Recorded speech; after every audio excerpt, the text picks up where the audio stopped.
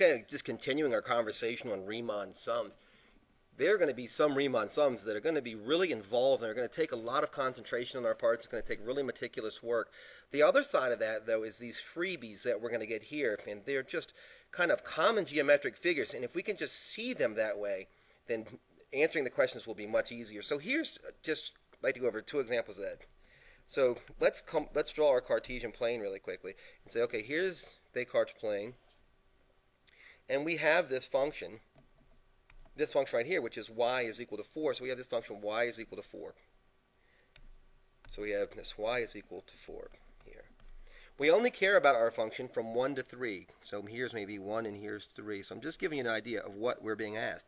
So what we're really being asked is, what is the area here? And I'm using this area thing really liberally right now, and you'll have to forgive me because we're going to later figure out that there are some caveats and some important things we have to think about, but not right this second if you don't mind.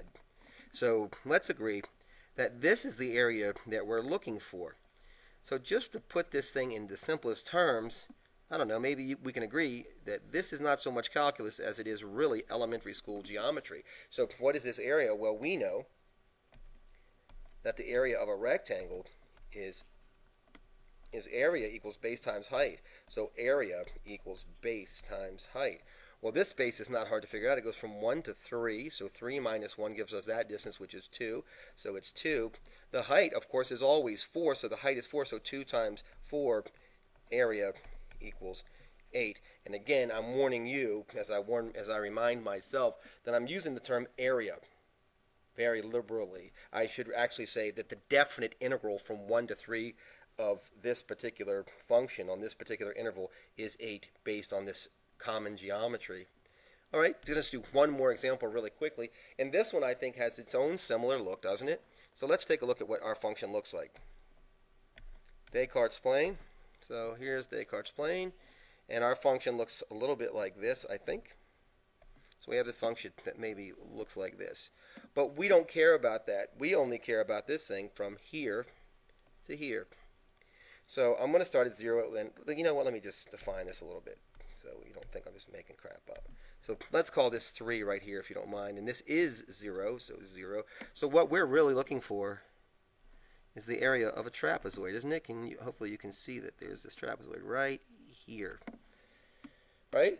So now look at this trapezoid and say that with a trapezoid that's shaped this way, we're going to say that the area, in our case, the definite integral, is the same as 1/2, isn't it? H times A plus B. Now if this thing is turned this way, this becomes A, this becomes B, and this is H. So all I'm going to do, frankly, is fill in the blanks here. I'm going to say that the definite integral from 0 to 3 is 1/2. The height is 3 minus 0, which is 3, isn't it? The A value here, this height here is, right, this, if x is 0, if x is 0, 0 plus 2 is 2, so that gives us this 2 right here, doesn't it? And this height right here is f of 3, and f of 3 is 5. Hopefully you're agreeing with me. And if we, whoa. See, I almost screwed that up. I was looking, I was like, man, what am I screwing up? So I apologize. Not 2 times 5, but 2 plus 5, right? Going to add the a and b values, right? Going to do that like that. And we're going to take their average from this. So we get 30, don't we?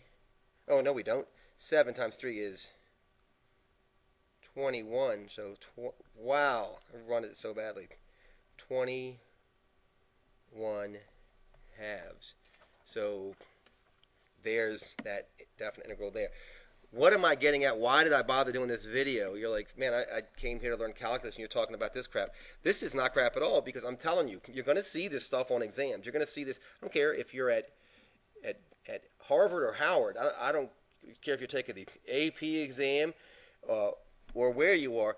There are going to be these questions that are going to be lobbed at you, and they're going to look so weird that you're not going to see how easy they are. So what I'm asking you to do is consider, is it possible we just have the area of a normal geometric figure?